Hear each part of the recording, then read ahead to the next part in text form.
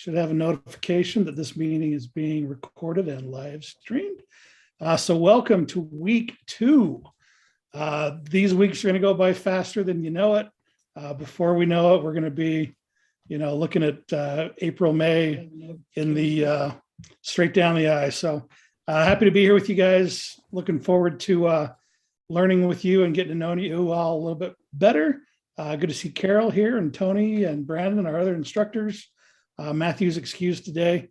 He's a little under the weather, but it's not COVID. So let me share my screen unless there's any questions to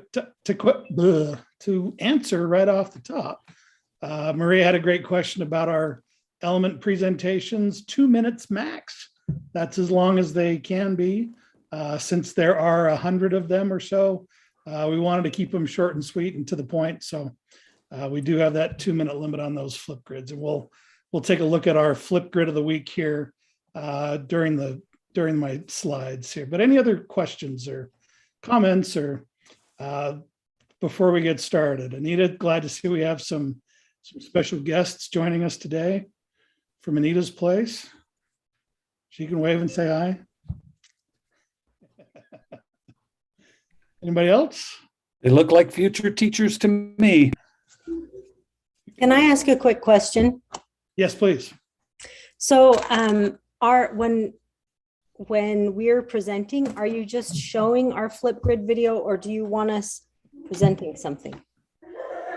No. So, and here's some background on that thing. We used to have groups, and it used to be logistically rough. And it kind of turned in, we since we can't require you to be here on the day, it just turned into, okay, and here's another video of a 7-minute video of this section. And, we really stressed for people to keep them short and tight, but it just it made these sessions just balloon, sometimes an hour long or more.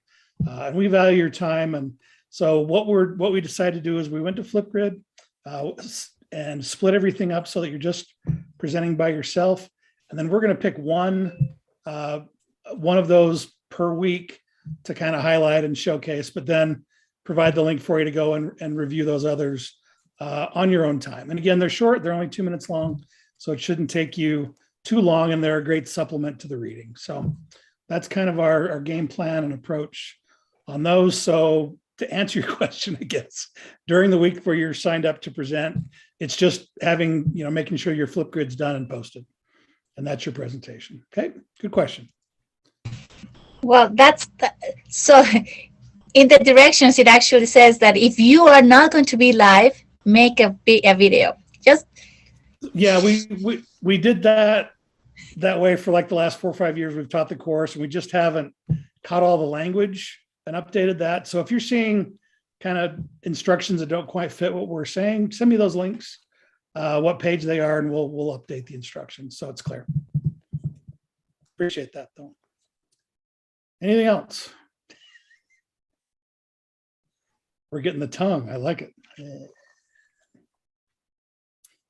You know what? I tried to do Flipgrid before, and they changed. I mean, not the Flipgrid video for this.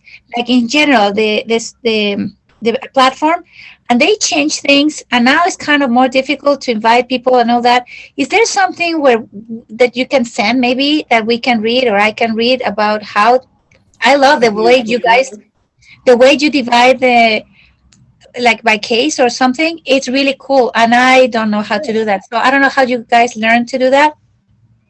I'm not as much of an expert on Flipgrid as I'd like to be. Matt set all those up, the one. And since he's not here this week, maybe we'll have him the week he presents that he leads, have him kind of do an overview for us. That'd be good. That'll be great. Thank you. Yeah, great suggestion. And remember, we're in technology. The only constant is change, Maria. The only constant is change. And Brandon, will you send Matt a quick note on that? Just say, hey, the week you present, can you do a little overview on Flipgrid? Yep, got it. Thank you. Okay. Any other questions? I'm sure there will be some, and let me apologize in advance if you hear barking dogs or if any of mine make an appearance here. So it's all part of the family, all part of the fun. So let me share my screen here, get my slides going. And hopefully you're all seeing those. Brandon, Marie, you guys see those slides? Okay, thanks for the thumbs up. All right, so hello. We are your instructors. Hopefully you figured out by now which course you are in or which section of the course you're in. If you're still unsure, you can send us a text or an email, whatever, and we can point you in the right direction. But happy to be here. Hope you guys are all doing well. And just a quick little check-in. Is everyone doing okay? Are you feeling okay about the course? Are we stress level, low, medium, high? I mean, you know, everything happening in the world aside, how are you feeling about the course? And I appreciate your questions and your comments. Just checking in, make sure you guys are doing okay. All right. Have enjoyed. I'll be honest, I haven't had a chance to get in and see my class introductions. I know most of you. I'll get there soon enough. It's been honestly a day of back-to-back meetings. And, you know, when you're planning USET and getting things ready for lots of different things, it's a fun challenge, but it's been a good day. All right. So just kind of again, we're making sure, checking in and making sure you know where we're headed, where our target is. So your technology integration project's kind of the big project for this class. It's due week 11. And your task is to design, implement, and reflect upon some technology-rich learning, a project in your class. It can be a large project, can be small, just a few students, your whole class, whatever makes sense for you and whatever you're comfortable with. As far as pushing yourself, we're not, you know, we don't want you to do something that you've got on lock and just so that it's easy. This is an opportunity for you to stretch your legs, add some items to your toolbox and kind of push yourself, but don't make it so big that you're, you know, intimidated and buried and you know, hating life because of it. Make sure it's just a topic or something that's interesting and relevant to you. Maybe you know of a unit that you've got in a class coming up or a chapter or something where it could use a little zhuzhing, you know, to borrow a term, something that could benefit from taking a look at and, you know, maybe adding a little bit of extra to or something, you know, to go a little deeper with. And we need you to start before. Was there a question? Go ahead. I was going to have a question in a minute. Okay. Yeah, we just want to make sure you start before or by week 7, because we do want you to kind of have that project go about 4 weeks to give you enough time to introduce it to your students, to have a chance for them to get in, to do some things, to develop, you know, so you can see how they're doing it, make some adjustments, record or capture some of the artifacts of their work, you know, videos of them in the process or, you know, samples of their final projects or their work or both. And then those things are going to end up in your project and your portfolio. And then the guidelines for the project. And once I go through these, we'll open up for questions on your project. You're going to start off by planning individually, setting some goals, getting an idea of what you want to do. If you looked ahead in the course, or maybe we've changed it a little bit, I just was doing math today, looking over and planning everything. We had a draft due week 8, but then saying, you got to be started by week 7, and we want to have some feedback for you. And so we're going to make the draft of your plan due week 6. It's not like the full on, you know, like all the details and everything else, just kind of an idea of where you want to go, what you want to try to accomplish, what technology you're going to focus on, and then give that to your instructor by week 6. That'll give us some time to provide some feedback, set up a quick conference if we need to, or if you want to, that little asterisk there on the implementation or the collaborative planning part. If you're uncomfortable, uncertain, and feel like you could use some consultation, reach out to your instructor, and we're happy to meet with you and discuss, you know, make sure that your scope and your, you know, your goals are attainable, but still, you know, challenging and you're pushing yourself to learn and grow a little bit that way. Implementation, there's my dogs. 4 weeks minimum. And again, we want you to collect work samples of student work, document what they're doing, Keep in mind the, privacy kind of stuff. So if you're worried about teacher or parents freaking out that you're taking pictures, remind them that this is just, unless you share it broadly, this is just going to be kind of shared within your instructors and with the folks in this class. But take pictures from behind, just have document of work, student voices, stuff like that. If you're unsure about what to watch out for, let us know. And then you're going to do two things for your final project to submit. Clint, there's a question going back. What if I'm Okay. not in a classroom and I'm not actually teaching students right now? What can I What would do? you say? What would you suggest for them, Brandon? You're an instructor today. No, no, we always have teachers who are not actually teaching, who take these courses. So still create your unit, your 4-week plan for what you're going to do and what you would collect, or have your own children, or go into your student's classroom and ask to as the teacher if you can collect some work or give an assignment or do something. So yeah, you can be involved even though you're not in an active classroom. Right. Still try to do the work, but still do your 4-week lesson plan and Yeah. do what you can. Yeah, reach out to your kids' teachers and say, hey, I'd love to take your class for a day and do a little project with them. And they'd probably love the help and the break. But yeah, Catherine's if you have classroom, kids or you already said that. neighbors or something like that to run somebody through your project, that works too. And Clint, this is a wonderful tool to be able to share with a principal that implementation plan when you want to be a teacher again. Can I share with you some of my lessons and what you would expect to see from me? And the portfolio that you're going to create this week is a great thing to say, hey, this is what I can do. This is what I've done. Here's a project that I've implemented, pre-service, post, or out of service kind of stuff that you've been working on. Great ideas. And then week 11, what you're going to turn in is an asynchronous presentation. Your work can be like a screencast, something like that. Kind of walk us through what you did, what you found out, what you learned, what you'd change the next time you try to do it. Showcase those artifacts of student work, and then an individual reflection that's written. Again, just kind of your thoughts and ideas of how the implementation worked, what you learned, stuff like that. Questions on the project? Additional questions? I have one. Go. It's the same problem I had last class. Mhm. I teach quarterly. I change students every quarter. So I have the kids for 40 days. I have to get through a huge amount of stuff. I have my longest units probably a week, if that. You're How right, do I but you're do- not planning a unit. This is just being able to have time. I mean, your actual implementation might only be, a couple of days, but it's the planning, it's student work, it's reflecting on the feedback. Unless I'm talking out of turn here, but yeah, you can customize it or make it fit.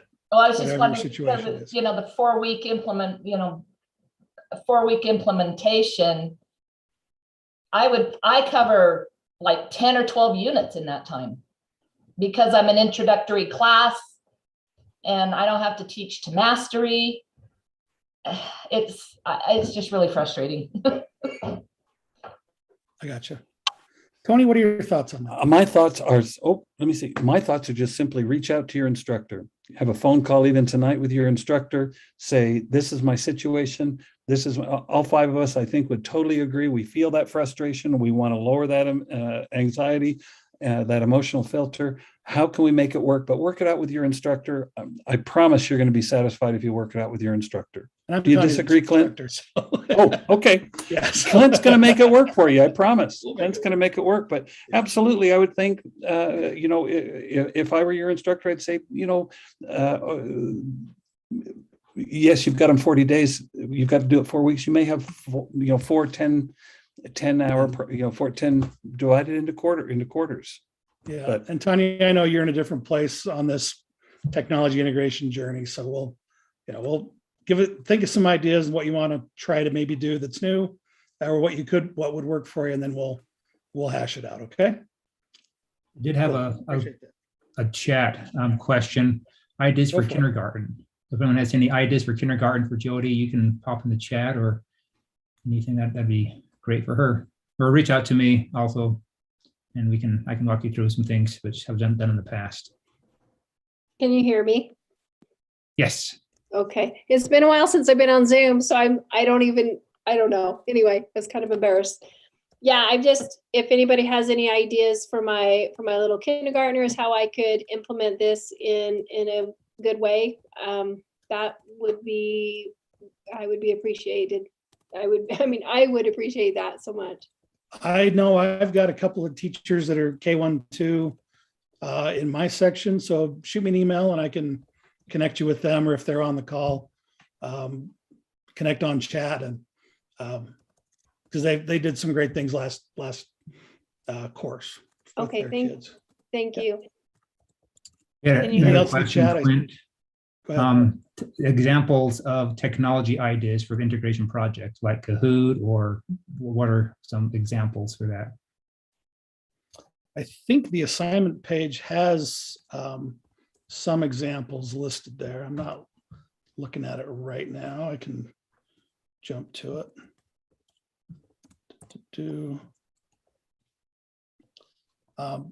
Let's see. Walk through online portfolio.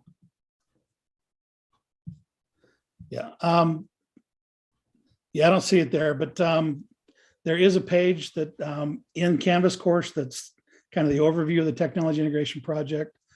Look there for some examples, and if you don't find what you need or what helps you, then reach out to your instructor and we'll get some stuff to you. Anything else in the chat? I see 9 things in there. People sharing. All right. So when good, you said Brandon? it's a 4-week minimum of the work that they're doing, but that doesn't, I mean, I have these kids every day for the full day. I mean, well, not really, but let's say for the full day. It's not like we're working every day on that project for Well, 4 weeks, right? Right. And again, we just want it to be more than a lesson plan. We Right. want it to be something that's, in depth and kind of, project based and not just activity based. Yeah. We want the kids to be able to create something that they're proud of, that they want to be able to share, and that takes, some effort on both parts. Okay. Again, brainstorm your ideas, shoot them to your instructor, send them an email and say, hey, I'm thinking about this. What are your ideas? What are your thoughts? So, because if you just submit that, we might not look at it until week 6. So if you're worried about it or want to get some feedback faster than that, reach out to us via, text or email or something else. Okay. So, Moving on. can you hear me? Yes, go ahead. So, my instructor, aka Brandon, kind of understands that I'm working, if I'm correct, Brandon, in a girls' home that is kind of whitelisted on a lot of technology. So, you good with me integrating as much technology as I can? Definitely. And technology isn't always computer. Technology Yeah. can be lots of things. But yeah, let's In the talk. girls' home setting, I get it can be lots of other things too, but they're pretty limited on what they can have even physically, Yes. girls' home. And I only have 8 girls right now. I teach from 6th to 12th grade. And unfortunately, not a single one of them are in the same subject area. Not a single one of them are on the same level. But maybe if I just do a CTE sort of course that kind of encompasses all of them, I don't know. That's why Yeah. the project-based approach is great. So, you could say, this is the tool we're going to use, but then show me what you've learned, Okay. in X, Y, or Z using this tool. Okay, that works. Thank you. Good questions. And we appreciate your concerns. That's why we're talking about it now. You've got time to work it out. Okay, this week, our discussion is the big picture of EdTech. There are, and in fact, instructors, I updated the document that was in there today. There are, thanks, Charlie. That's my dog. Some areas or competencies or we're working with the Common Sense Education curriculum, and they have a big list of lessons and grade levels and 6 different themes as far as digital citizenship go. And we just kind of want you to review that and think about how you could integrate and some of those ideas in your instruction. You know, Brandon and I know we both used to go out and do these net safe assemblies, and we come in and we work with the kids for 40 minutes in an assembly, and all of your technology, you know, cyberbullying and all that kind of problems are solved. Doesn't happen that way. So these are some tools and resources and ideas that really need to be embedded in the classroom and covered, you know, when it happens, you know, when it's relevant, when it makes sense. So take a look at those things, give some reflection. There's a post in there. And again, with our discussions, we'd like to have your original discussion post in by Sunday night. That'll give everyone a chance to read your response and reflect and respond to it by Wednesday night. And we just ask for 2 or more responses in a class that, you know, ask questions, try to probe a little bit deeper, move the discussion forward. All right, couple of assignments this week, and these are pretty light ones. This week, you are establishing an online portfolio, and that sounds scarier than what it is. Basically, you're gonna make a website that's gonna house all the things that we're gonna be doing for the next 6 weeks or so. So it's just, you know, make a new Google site or use Weebly, or if there's a platform that you're already that you like and you work with, just make a, you know, one there. If you already have a classroom website, you know, just make a section of it or a page or some pages that will work for the things that we're going to be posting in the class. So, and then also once you do it, make sure so the assignment is to share the public link of your portfolio with your instructor so we can look at it, make sure that it's good. But then we also like you to, there's a link on the assignment page that goes to another Google document where you can, and I'll just click on that and show you what that looks like, is to add your, we've already got some people putting it in there. Very cool. The link to your Google site or to your portfolio, and then these are some feedback so basically this week, you're putting in your link to your site, who your instructor is, and then any notes that you want to have there. And then when we do peer reviews later on, we will put those links there. And we really would prefer a link like this instead of just pasting the link in here. So let's show you. I'm going to model how to do that. So under text, I'm going to say portfolio and apply that. And that's much nicer. It doesn't take up much more room. And to do that, let me just copy that quickly. So when I'm putting it in, say my name, and then I'm going to put my portfolio. You never type when people are watching. Okay, go up to the link button, paste in the long, ugly link there. And that way we just only have to look at a nice, short little link there. So I'll let those folks go back and fix those. I'm going to delete what I did here because that's not my portfolio. And again, on in the link on the assignment page and on these slides, obviously, Matt's in charge of the Google Educator Group for Utah, and they did a full-on training on Google Sites. So if you've never used it, it's new to you. Feel free to jump in and review this video on how to use Google Sites.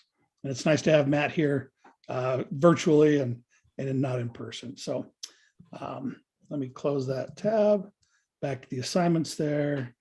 And how do you build a new Google site? It really is pretty easy. You can go to your Drive, and under New, say New Google, under More, say Google Sites. You give it a name. I'm in a shared folder, but anyway, give it a name, and then make sure that you publish it, and then get the link for the public folder, or the public link. So if it's a big long link that says edit at the end of it, that's not the one we need. It needs to be sites.google.com / and then whatever you name your site. And if you have questions on getting that done, we can cover it again next week, or reach out to your instructor and we'll help you do that. But that video will also cover it as well. And then the other assignment this week, most people are already well along with this. Just make sure that you find an empty slot here on the text element sign up page and sign up for one, and just put in your name, your phone number, and your email address. And the email and phone number, that's just so that if we have problems, if we can't get it to work, if we don't see your presentation, we can reach out to you and make sure that it gets done. So just make sure you sign up for that. And then the assignment is basically just tell your instructor, I've signed up for this element on this week. And that's it. Just a quick little text entry. So any questions on the assignments for this week? Anything in the chat, Brandon? Sweet. Nothing yet. All right, moving on. The readings this week, chapter 1, research and theory of the book. The reading page in your class has the PDF of the full chapter. It's there for you. Again, if you want to buy the textbook and have the tangible copy, you can sit back on a chair and have a nice cup of hot cocoa.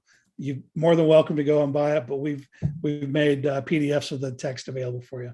And then there's a couple other supplemental readings from, can't remember where we got them from, but they're good sources.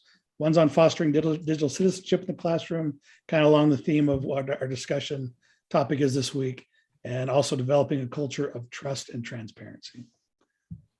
All right. Hearing no other questions, let's go and spotlight the text element presentation that I thought was cool this week. You didn't have to use mine, Clint. You didn't have to use it. You know that, right? But you had an awesome hook. Thank you.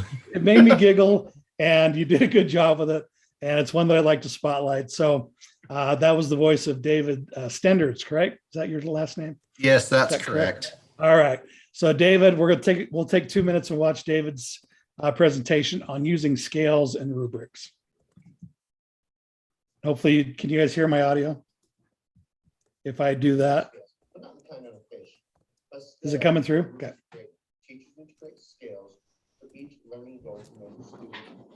It's not very loud, Clint. Okay.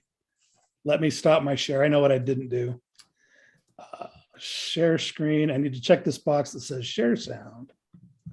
Okay. And let me start it over again. Now give me a thumbs up for you. Look at me. I'm under the seat. I will be discussing scales, but not the kind on a fish, but scales or rubrics for grading. Teachers need to create scales for each learning goal to measure students' learning progression. A scale should include the target learning goal, a 3.0, a simpler version of the target learning goal, a 2.0, and a more complex version of the learning goal, a 4.0. Teachers need to give students a clear idea of precisely what they need to do to achieve proficiency on the learning goal. There are many different ways teachers can integrate technology into the scales or rubrics. Here are a few of the ways. Before the lesson, the teacher can post the scale or rubric on a class website to stimulate student thinking about and discussion of the scaled rubric. Post comments that include the learning goal for the lesson and the proficiency scale associated with the learning goal. Students can comment to demonstrate they have read and understood the learning goals and the proficiency scale. Teachers can create a page on their IWB software that includes a scale or rubric. Use this prompt to initiate a class discussion to ensure understanding of the different performance levels. Begin the lesson with an image of the proficiency scale on the IWB, explaining the differences in performance at each level, and initiate students to comment to achieving the target learning goal. Students can rephrase the language of the performance levels in their own words to deepen their understanding.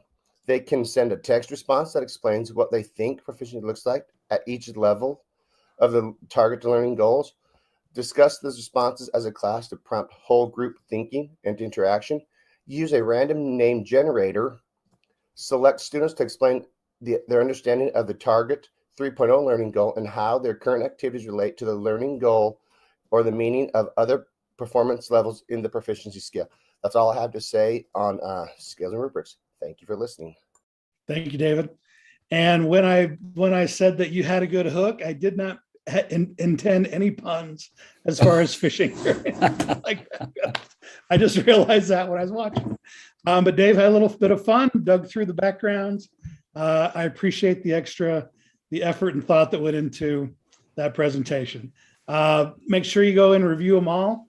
There's a link there in the on the Zoom page as well. There's 9 for this week, so it didn't take too long to go through them. And just a pro tip, and this is how I get through all of my Canvas discussions, is I come down here and I set my default playback speed to something that's, 1.5 or Hi, I am reviewing. So I can get through them a little bit faster, and just makes it easier for me to get through and in a timely manner. And So they that's don't a trick even I have use. to, and Clint, they don't even have to suck helium before to make it happen. That's right. That's right. So I appreciate you guys putting together your elements for this week. We've got elements probably, like 6 through 10 or something like that for next week. It's on the sign up sheet. But just had a little bit of fun to, look through those and highlight one that kind of jumped out at me. So any questions on your text elements or anything else for the week? All right. Mr. Pellegrini shared one of these in a previous slideshow, and I think it's a great diagram, but there's a lot to kind of dissect and unpack there.